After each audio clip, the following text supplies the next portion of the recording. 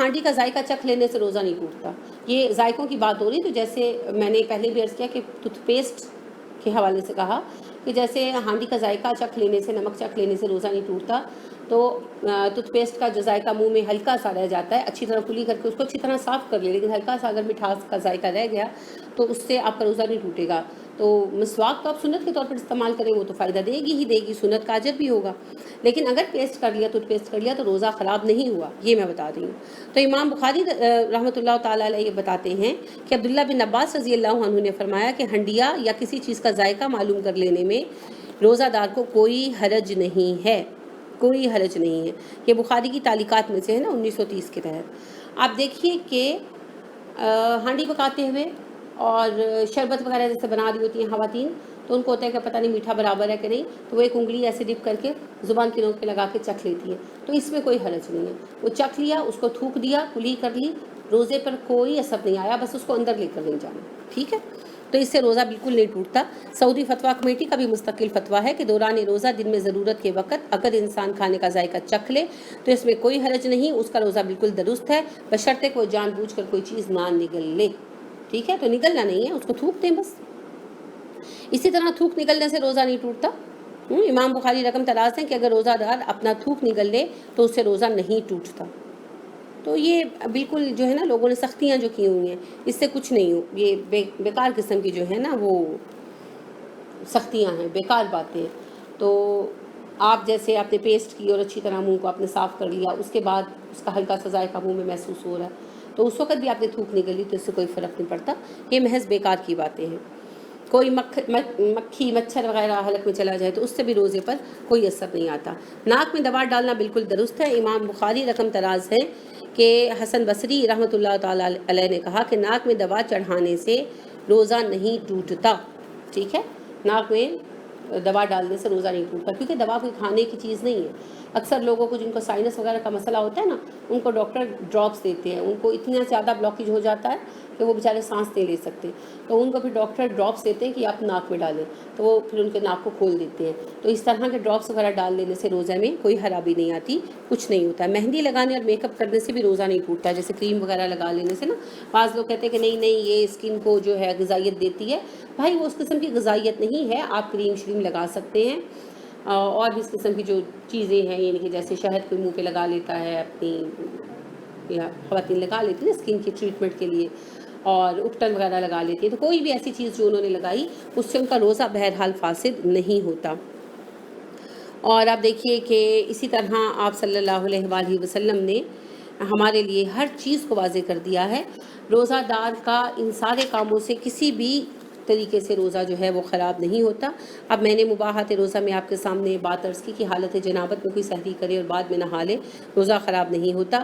اور مسواک کرنے سے یا ٹوتھ برش کرنے سے روزہ خراب نہیں ہوتا, بشرطے کہ پیسٹ کو کھایا نہ جائے. اور کلی کر سکتا ہے روزہ دار, ناک میں پانی ڈال سکتا ہے. بیوی کا بوسہ لے لینے سے, اسے ساتھ لگا لینے سے بھی روزہ نہیں ٹوٹتا. اور روزے کی حالت میں ٹیکا لگوانے سے بھی روزہ نہیں ٹوٹتا, ٹھیک ہے. یہ میں نے پہلے نہیں بتایا تھا, میں اب بتا رہی ہوں کہ ٹیکا لگوانے سے روزہ نہیں ٹوٹتا, بشرطے کہ ٹیکا طاقت کا نہ ہو, یعنی قوت کے انجیکشن نہیں لگوائے جا سکتے.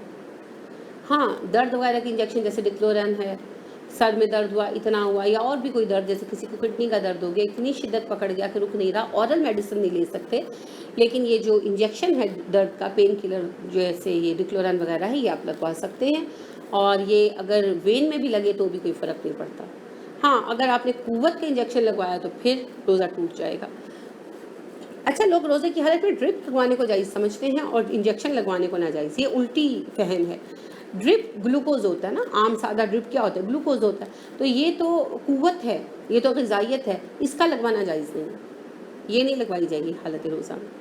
حالت روزہ میں کسی بھی طریقے سے اپنے جسم کو غذائیت آپ فراہم نہیں کریں گے.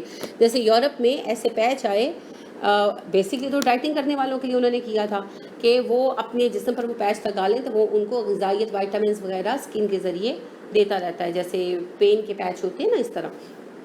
اور وہ کھاتے نہیں اور ویک بھی نہیں ہوتے, تو ویٹ ریڈیوس کر دیتے تھے. تو وہاں روزہ داروں نے بھی یہ ٹرک استعمال کی. تو سعودی فتویٰ کمیٹی سے پوچھا گیا کہ ایسے پیچ استعمال ہو سکتے ہیں, تو انہوں نے کہا نہیں, کیونکہ غذائیت ہے نا, اسکن سے جائے گی تو بھی غذائیت ہی جائے گی. تو لہٰذا آپ جو انرجی انٹیک لے رہے ہیں، چاہے وہ منہ سے لے رہے ہیں، چاہے ڈرپ کے ذریعے لے رہے ہیں، چاہے آپ پیچ کے ذریعے لے رہے ہیں، وہ انٹیک جائز نہیں ہے۔ البتہ پین کلر وغیرہ آپ لے سکتے ہیں، تو لہٰذا انجیکشن لگوا سکتے ہیں، اس میں کوئی حرج نہیں ہے، بشرطے کہ وہ درد کا ہو، پین کلر یا کوئی اور میڈیسن ہو۔ جیسے کچھ میڈیسنز ہیں، روزہ دار اگر شوگر کا پیشنٹ ہے تو وہ انسولین لیتا ہے، تو یہ چیزیں وہ لوگ لے سکتے ہیں، ان میں پابندی نہیں ہے۔ تو اسی طرح پھر میں نے آپ کو یہ بتایا کہ حالت روزہ میں کپنگ کروائی جا سکتی ہے، اور اسی سے میں نے کہا کہ چھوٹے موٹے جو ہوش کی حالت میں آپریٹ ہوتے ہیں، انسان کو آپریٹ کیا جاتا ہے، دانے وغیرہ صاف کی جاتے ہیں، وہ آپ کروا سکتے ہیں۔ آنکھوں میں سرما لگانا یا کان یا آنکھ میں دوائی کے قطرے ڈالنا جائز ہے، چاہے اس کا اثر حلق میں ہی کیوں نہ محسوس ہو۔ اس کا میں نے آپ کو بتا دیا، اور اس کی میں نے آپ کو دلیل بھی دے دی۔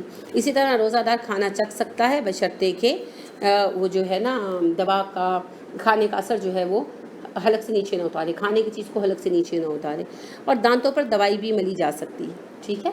ہوتا ہے نا دانت میں درد ہے تو ایسی میڈیسنز ہوتے ہیں کہ آپ وہ پینٹس ہوتے ہیں وہ دانت کے اوپر لگا لیں، منہ کو ڈھیلا چھوڑ دیں، وہ پانی بہہ جاتا ہے، وہ سکون آ جاتا ہے، تو ایسی دوائیں آپ استعمال کر سکتے ہیں، اس میں کوئی حرج نہیں ہے۔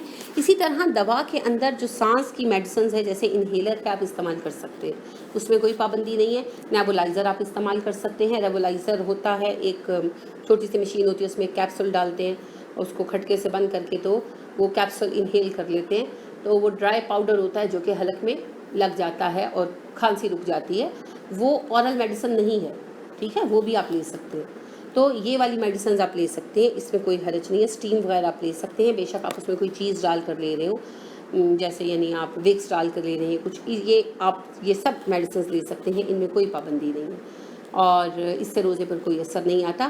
یہ سب چیزیں حالت روزہ میں مباح ہیں۔ اللہ رب کریم ہمیں توفیق عطا فرمائے آسانیاں دینے اور آسانیاں قبول کرنے کی۔ سبحانک اللہم و بحمدک ونشہد ان لا الہ الا انت ونستغفرک ونتوب الیک۔ السلام علیکم ورحمۃ اللہ وبرکاتہ۔